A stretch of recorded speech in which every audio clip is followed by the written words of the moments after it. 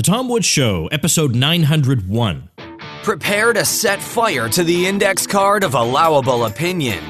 Your daily dose of liberty education starts here. The Tom Woods Show. Folks, join Bob Murphy and me for the Libertarian event of the year, the Contra Cruise. And this year, we're joined by special guests, including the great Scott Horton, the foreign policy expert you love from the Tom Woods Show. It's filling up faster than ever, so book right now at contracruise.com. Hi, everybody. Tom Woods here. Today, I have invited onto the show somebody who is a regular listener, who's in fact a member of the Supporting Listeners program, but whose personal story just seemed interesting enough to merit an episode.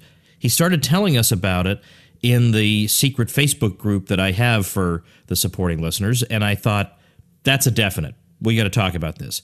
Nathan Dunn was a police officer, we'll just say somewhere in California. And then he started reading Rothbard, and he listened in particular to a speech by Bob Higgs. And increasingly, he came to the conclusion, I can't do this anymore. I actually have to stop doing this because of what I'm seeing and because of what I'm required to do. I don't think I can do it anymore. And so he switched career midstream, basically, as a result of changing his ideas. That's a rare thing. A lot of times people encounter new ideas that might threaten their livelihoods, and instinctively they reject those ideas. Instead, he embraced them because he couldn't see what the flaw in them was, and now he's doing something, or about to embark on something entirely different. So we'll talk about that with him now. Nathan, welcome to the show. Hi, Tom. It's great to talk to you. You were telling your story in the secret Facebook group that we have for the Supporting Listeners, and I thought this is just an absolute definite. I got to talk to this guy because this is a sort of story people like to hear. I've had other people who've come on who have been, for example, conscientious objectors, and they came to that conclusion because they listened to libertarian commentary, and that's a great human interest story. Well, yours is a tremendous human interest story. You were a police officer for how long? Almost 13 years. Okay, and do you want to say what state? You don't have to be more specific than that. Oh, I'm in Southern California. Oh, okay. Well, that's somewhat more specific. All right, Southern California. And something made you change your mind. Well, first of all, let's talk about where you were when you entered the police force.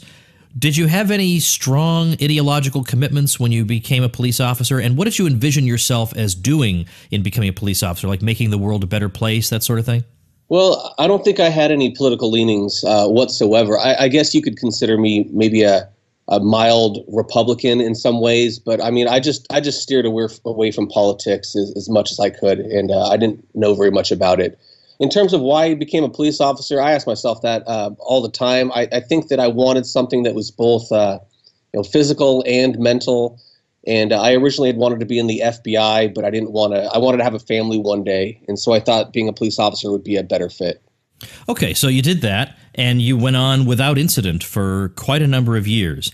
And then there were a couple of encounters you had with libertarian ideas that started to get some wheels turning. The first one was perhaps a bit more subtle, and that was Rothbard, which, if Rothbard is the subtle one, what kind of story is this?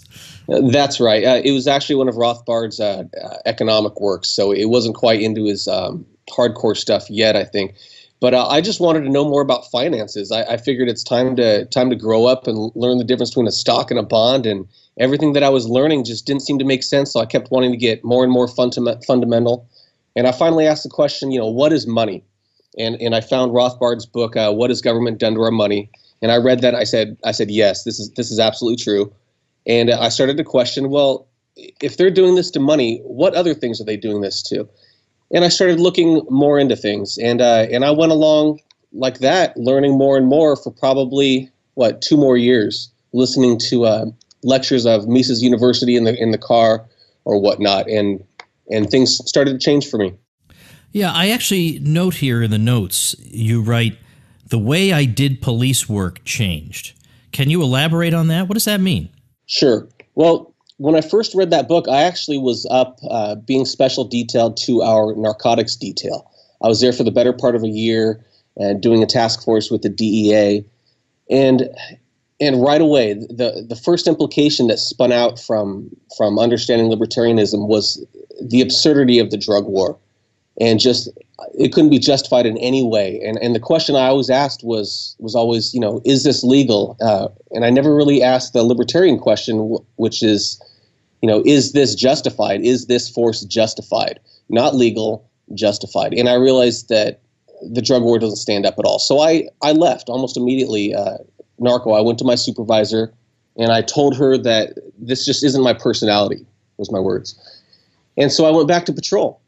And as soon as I got back to patrol, I'm driving around and it was this incredible feeling. The way that I looked at people just changed right away. And I felt like I had solved 3/4 of the crime just by reclassifying people. I mean, if you think about the way that you look at, imagine, say, the Berkeley protesters, the way, smashing windows, some of them, and the way you kind of look at them as criminals. Well, that's the way that police officers look at drug addicts, because they classify them as criminals. So as soon as I stopped doing that, everything changed, and it went on from there. Was there anything, you don't have to be super specific, that you saw when you were on the narcotics detail, as opposed to just philosophically, I'm opposed to these sorts of laws and I don't want to be involved in enforcing them? But were there any incidents, was there anything that you were involved in that you saw close up that in retrospect, once you came to these libertarian ideas, you said, oh my gosh, I can't believe I was involved in that, or I did that, or what a horror show that was, that sort of thing?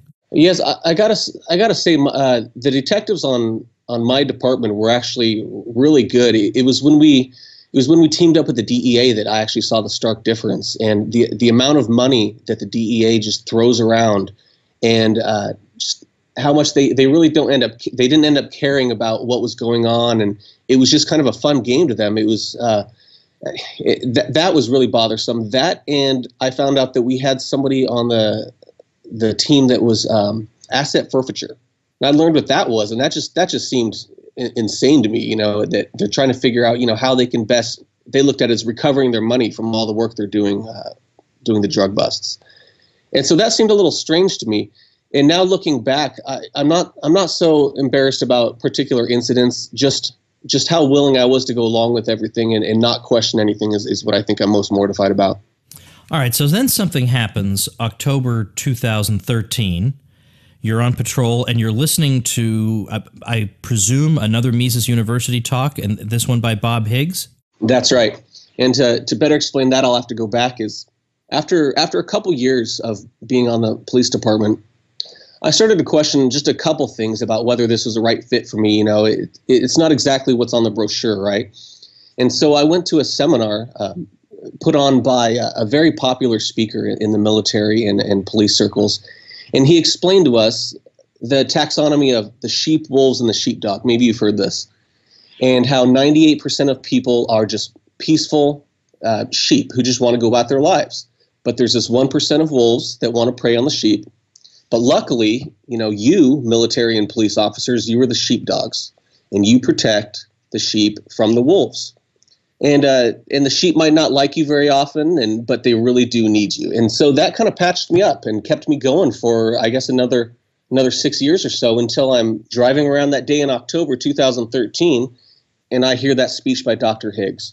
And Dr. Higgs, in the speech, basically he told me, he entered somebody else into this picture. He told me about the shepherd and that I work for him. And he said in his words, if it protects them at all, however, it does so only as a shepherd protects his captive flock, not because he recognizes and respects the natural rights of the sheep, but only to keep them unmolested in his sole possession and control until he finds it expedient to shear or slaughter them.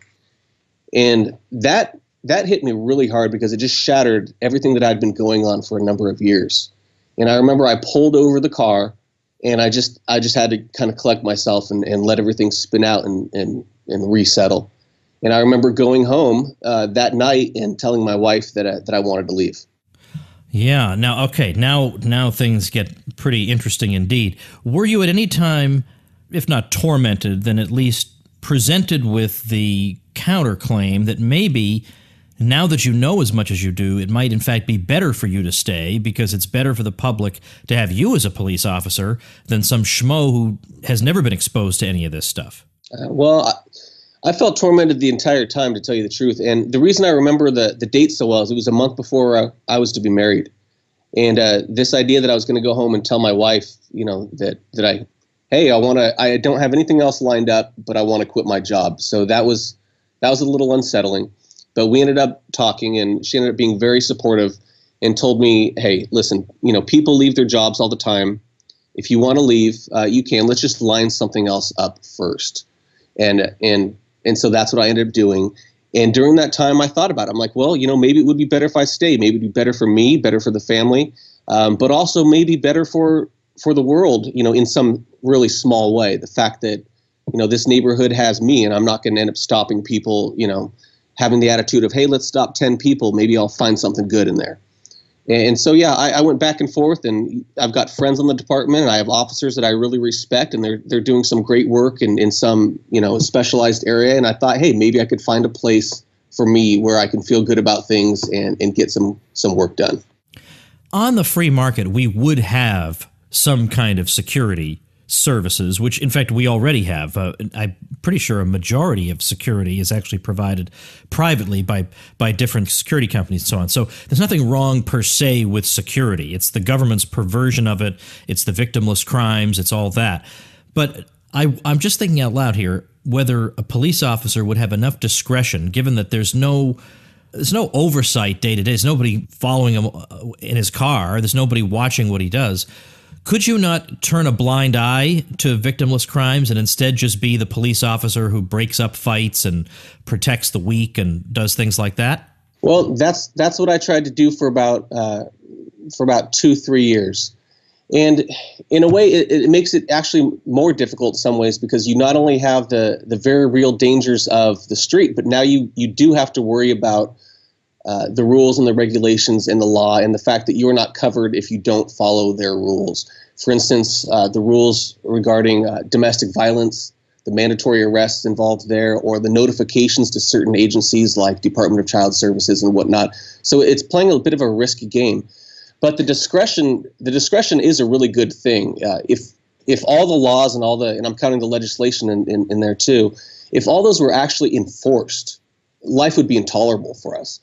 As you well know. And so the idea that I have discretion is actually a good thing. However, it does put me in a tough spot when I'm out there, because I find myself wanting to work by myself, handle calls by myself, so that I can do them sometimes before other officers get there, or in a way that I have more control. But there is a little bit of oversight. Anytime there's a bigger incident, a report is made, and people check off to make sure that this went down or that went down and whatnot. So you do have a lot of control, but not ultimately. I don't suppose you looked around at your colleagues and thought, well, there's Harold and Fred over there.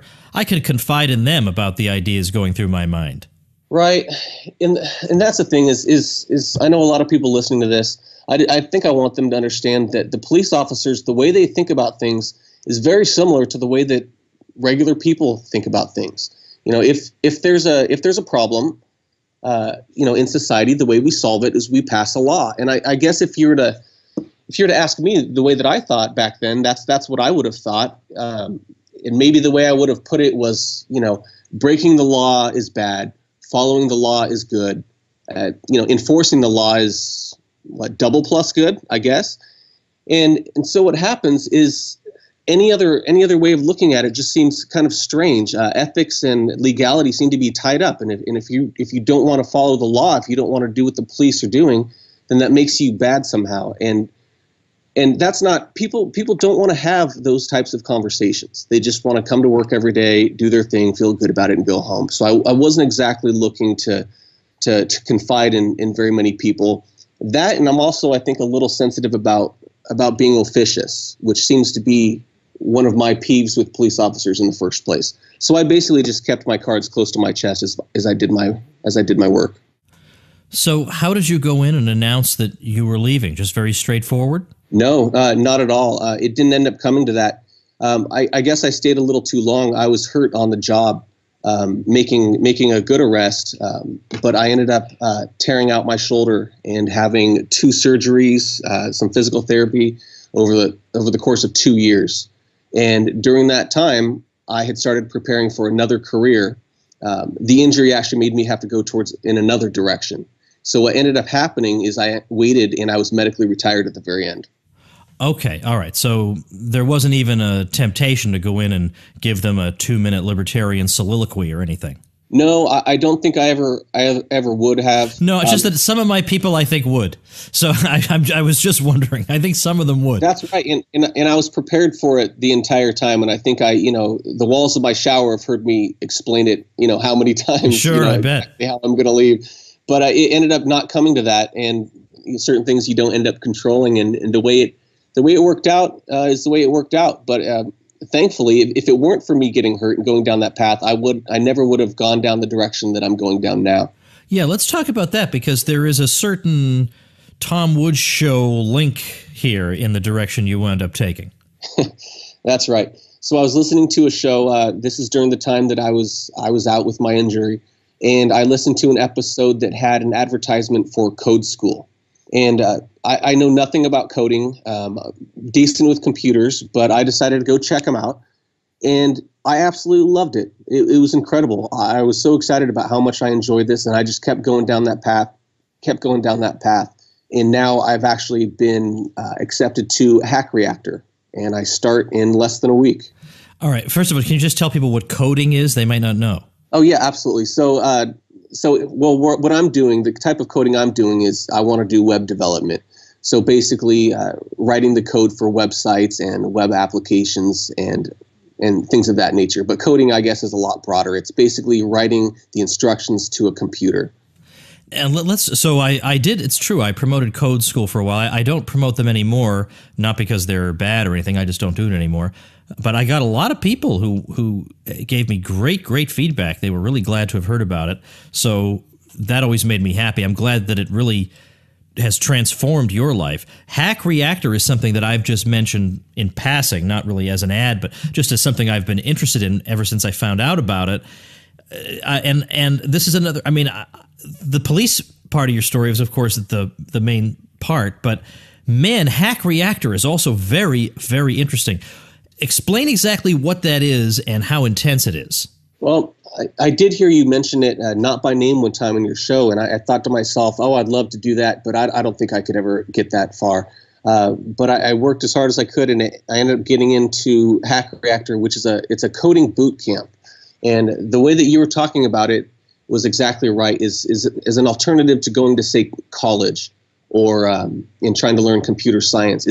Hey, we talk to the employers and the companies, and we find out what they want, and then we train you for that.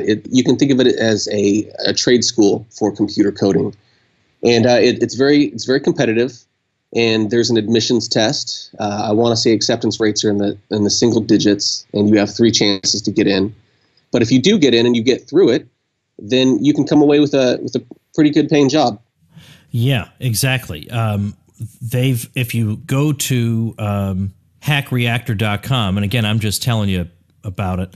No affiliate relationship. I don't think they have an affiliate program, but it's a 12-week program. So, and you're going to be working like crazy. So don't expect to go out with your friends a whole lot, but they have tremendous results in terms of placing you in really top jobs at really outstanding starting salaries. So if you can get into Hack Reactor and you can, well, so to speak, hack it, then at the end, you're going to have a very, very happy outcome. So it's tremendous that you got into this thing. So I suppose it was the experience you got at Code School is what made them say, all right, even though he doesn't have a background in this, he made his own background, and so let's let him in.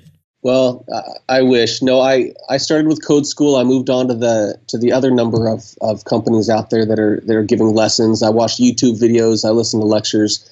I did prep courses. I actually but you didn't go to school for this, in other words, other than these private institutions here. Oh, no, I was still, I had no time to. I was in and out of physical therapy. I was being passed around at desk jobs at work. So I was doing this at nights and weekends, just whenever I could. Every spare minute that I could, I would do it. Yeah. So you did it yourself. I did it myself. Yeah. But I had the support of my wife, and we had recently had our first child, so that kind of threw a wrench in there. But at the same time, it made me work all the harder. Well, it's a great story. I mean, it's There are a lot of people who, when they come across new ideas that challenge where they find themselves and that challenge the way they earn an income, the easy thing is to look the other way, rationalize it away, and not give it any further thought. But to actually encounter somebody who says, I can't go on living this particular way because I just don't believe in it, so I'm going to have to figure out an alternative, is an exceptionally rare occurrence. So I'm impressed that you did it, and that's why I thought we should have a brief word here on the show. So best of luck with Hack Reactor. I guess I won't be seeing you much in the Facebook group for a while once that starts. When does that start? Well, that starts on in about 7 days. So for me, that would be May 8th. Oh, wow. Okay, yeah. So let's see. Yeah, because we're talking right now on the, I think the 3rd. So wow. So gee, good luck. I guess I'll see you later in the summer. But best of luck, and thanks so much for sharing your story with us. Yeah, no problem. Anybody who wants to send me a message can do so on Facebook. Classic Rando is my name inside the private Facebook group. Okay, very good. Thanks so much again, Nathan. Appreciate it. Thanks, Tom. All right, everybody. That is going to do it for today. And what else do I want to tell you? Let's see. What have I got coming up this week? I'm going to do an episode on Pope Francis after all. I'll do a solo episode on that, and maybe that'll come out tomorrow. We'll just see. It's a little bit of a crazy schedule because Michael Malice is coming to town. We're hosting him for a couple of days. Totally crazy. All right. Thanks for listening, everybody. Become a smarter libertarian in just 30 minutes a day. Visit TomWoods.com to subscribe to the show for free, and we'll see you next time.